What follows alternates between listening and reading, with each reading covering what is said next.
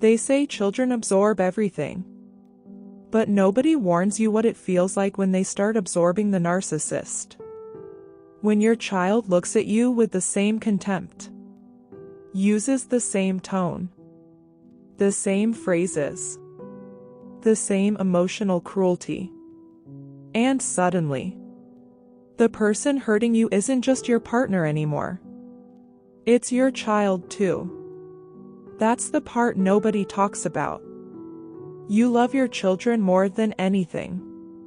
Which is why this realization feels unbearable. Because deep down, you're not just grieving the relationship anymore. You're grieving what the environment is doing to them. Maybe your daughter rolls her eyes when you express pain and says, "You're too sensitive." Maybe your son talks to you like you're weak, dismissible, inferior. And the worst part? You recognize those words because they were never truly theirs. Children don't learn narcissistic behavior in a vacuum. They learn it at home. Read that again. A child raised around manipulation begins to normalize manipulation. A child raised around emotional invalidation begins to speak that language fluently. Not because they're evil, because survival adapts. And this is where it traps you.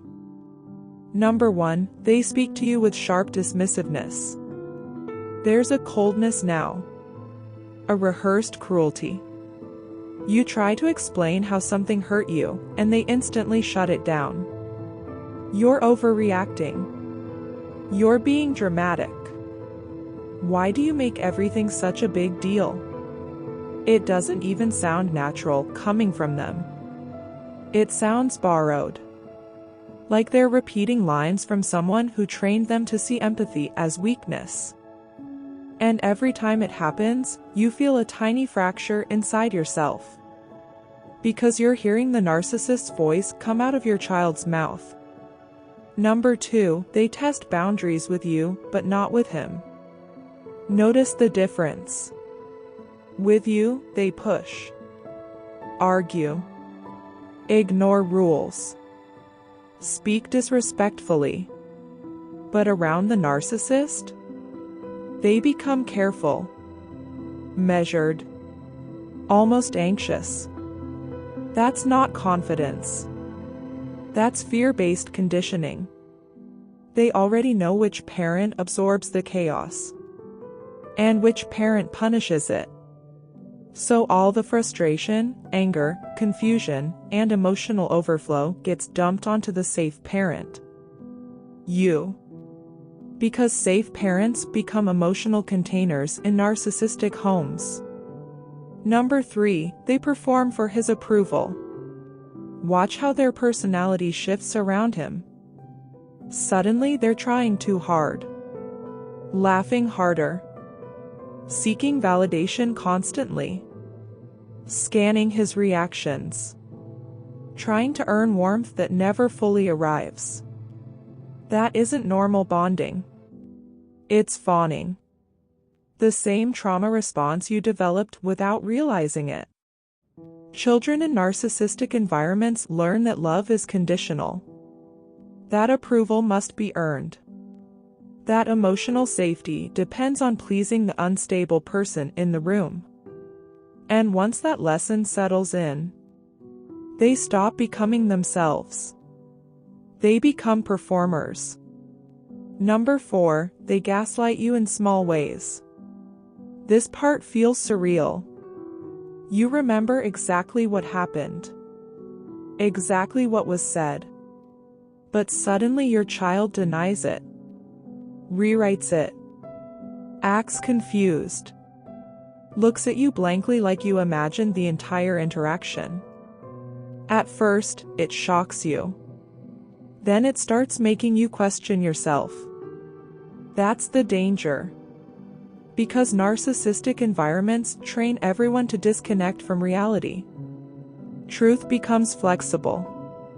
Memory becomes negotiable. And children copy what they repeatedly see modeled. Not because they're calculating. Because distortion became normal inside the home.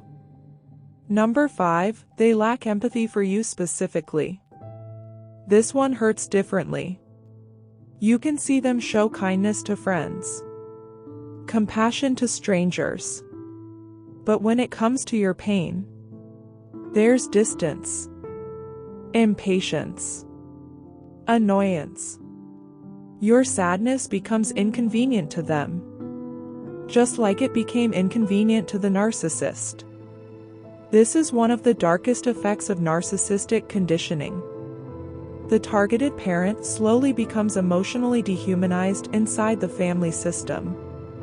Your feelings stop matching. Your exhaustion becomes invisible. Your pain becomes background noise. And over time, even your children unconsciously absorb that hierarchy.